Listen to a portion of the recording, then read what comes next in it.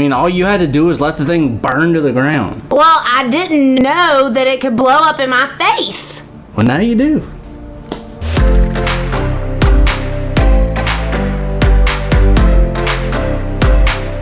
Hey guys, welcome back to the channel. You're watching Storytime, and I'm Cody. And I'm Jessie. And in today's video, we're going to tell you the 5 craziest things that have happened to us on our property since we purchased it. Brought to you by 2 city slickers turned country folk.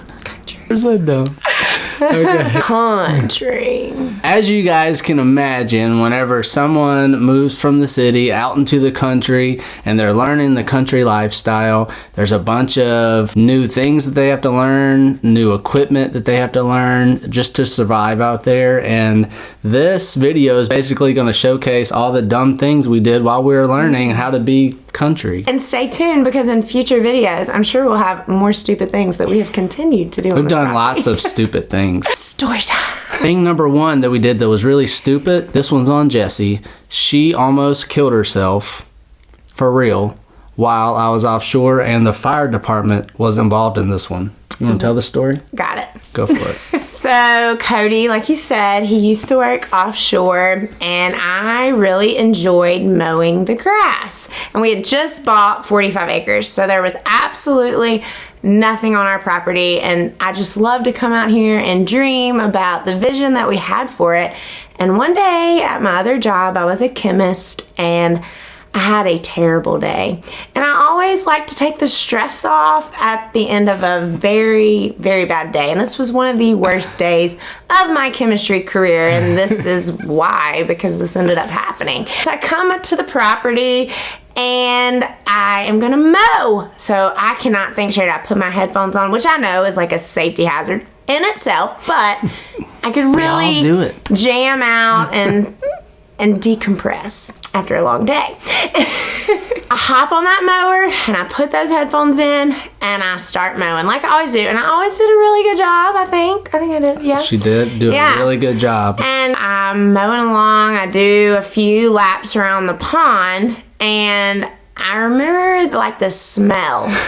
And I smelled it for a little while. And I was like, this is so weird. Is something burning? I must preface this by saying that we had no structures on the property. Again, I was really new to owning any equipment at all. This was a really expensive 0-turn lawnmower that we had.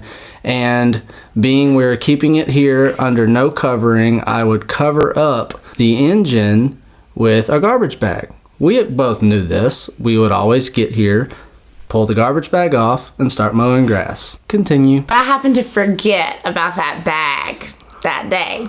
So after I've smelled this for a couple minutes, I turn around and the thing is on fire. I didn't know what to do, so I jump off of it and it's burning up. Like it's just the bag on fire or the back of the engine, and I think, oh, I gotta put the fire out where I can save the mower because Cody's gonna kill me. I had a towel on the mower, so I grabbed the towel. I didn't have buckets or anything. There was nothing out here. It was the middle of nowhere. Thank God. I was like, I'm by the pond. I got this. And so I grabbed that towel and I start soaking it in the water, and I'm like running laps back to the lawnmower and squeezing it, trying to get it on the fire. And what happened on your final lap of this race? Yeah, so I get out there and like 10 feet before I get to it, boom! And it's literally blowing up, and it could have just happened in my face. And I was like, oh, I forgot that there's like an engine with gas. It was gas, right? That was gas. Yeah, gas. And literally I was like praising God, like, oh, how dumb am I? I'm already like having a panic attack. And then I'm like, I could have literally just died. So needless to say, we have no house on this property. Nothing's here at all. And the fire department had to show up. I was on the back end of our property, while at the front of our property we have these wonderful neighbors. And I remember running there because I didn't know what to do. And now the time I'm trying to call Cody, but he's offshore, can't get a hold of him. Well, someone had just bought our house that we were living in, and I called him because he was a firefighter and I didn't know what else to do. So long story short, the local fire department showed up, put out the mower. Whenever I got home from offshore, I had to dispose of the mower, and to this day, grass still doesn't grow very good in that spot, and that was 6 years ago now. Yeah. But hey, best part, Cody got a brand new diesel zero-turn lawnmower Kubota out of the deal. So really, I was just doing him a favor. And Jesse doesn't get to mow grass anymore. Thank God. The mower is still here to this day. But I really miss mowing grass. It would be a break sometimes from the kids. Next. Story number 2. This one's all on Cody because we both do stupid things in this relationship. And really, I just learned of this. I never did tell her this.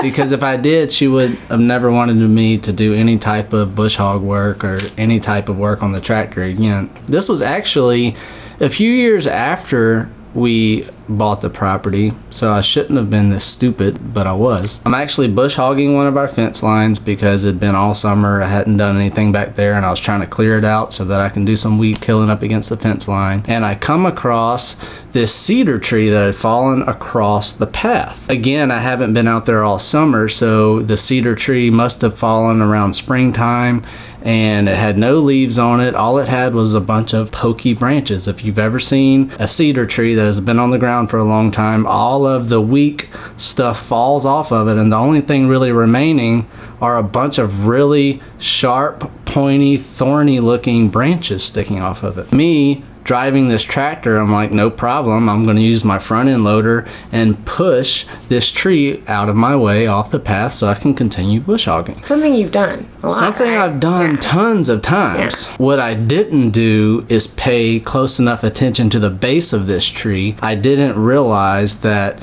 it had cracked at the base, but there was still a good portion, probably only this thick, of the outside of the tree that was still attached to the root system. As I was pushing this tree off of my path, what I was really doing was rearing back a bow that it was going to release and then come flying at me. What happens is, as I'm pushing this thing out, the tension of the tree causes it to slip up over the front of the bucket and come over my hood and like a slingshot and stops right here. And I was actually leaning forward trying to see what I was doing on the tractor, and whenever that thing, I saw it coming up over the hood of the tractor, I jumped back like this and pushed back all the way in my seat as far as I can go. It stopped that close to me. It scared the living mess out of me, and to this day, the whole front end of my tractor, I guess you probably did wonder why our brand new tractor was so messed up. Maybe you never paid any attention,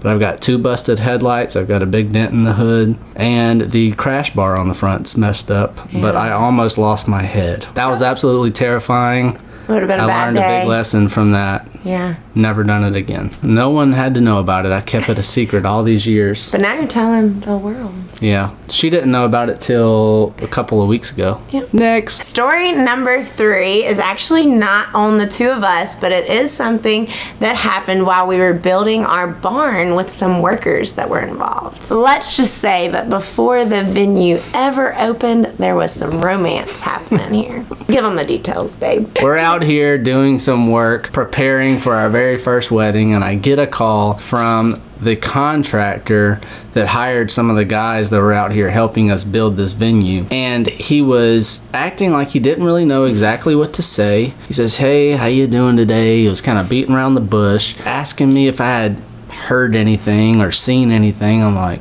seen what? What are you talking about? And he said, "I really don't know how to say this and I'm really embarrassed, but I got an email from an anonymous person that said one of your crew have been doing some X-rated things on your job sites." I was like, okay. And he said, "This even involves your wife." I'm like, what do you mean this involves my wife? X-rated stuff on our job site, and this is involving my wife? What are you talking about? Wow, so I'm starting to get a little upset. So what he reveals to me is that he was sent emails of pictures of my wife climbing up and down ladders and bending over and doing things while she was helping me here at the venue when these workers were here. And I'm like, okay, any nude shots of my wife that I need to know about? He said, no, not of your wife. I'm like, what do you mean not of my wife? He said, you know, such and such, I won't give their name, and I'm definitely not giving the name of this contractor. He asked me if I knew of this person, And I'm like, yeah, I know of this person. And he said, you know how they've been working late and coming weird hours at your property? I was like, yeah. He said, because Saturday of blah, blah, night? blah. Nothing weird about that, right? You know how he's been bringing his wife, right? I'm like, yeah. He's been helping him and yada, yada, yada. I'm spouting off all these things that I was told. Well, turns out he's been bringing his wife because our place is gorgeous, okay? The view is amazing. And Let's get it on. Apparently, because he had to work these weird hours, he was taking advantage of the gorgeous view and the fact that our barn is 35 feet in the air, and they were doing some really fun things And posting under the it. stars and video recording it for the whole world to see. Even sharing it with some of their friends, and somehow it got back around to the contractor. And he says, I just don't know what to do with this. And I said, did you fire him? And he said, yeah, I'm thinking I'm going to fire him. I said, you probably should start with that. And I said, as long as y'all aren't sharing this stuff all over Facebook, I don't see how it can really hurt us. And he was so worried that we were going to sue him. And I suppose there was a reason we could have sued him, but I just didn't see how it would really hurt us that much, and I'm not into suing people. So that happened here, and it was really weird. The man was getting paid double time. I don't know what else to say about that one. It's very hard to believe, but it did happen. Next. Crazy thing number 4, this one also had the potential to involve romance on our property without our consent. Would you like to tell this one? Yeah, I can do that. Go ahead. You can't make this stuff up, guys. I'm serious. When it involves the wedding venue, we have stories upon stories upon stories. We're only giving you a couple of them. Subscribe for more. So one afternoon, we were enjoying our backyard because,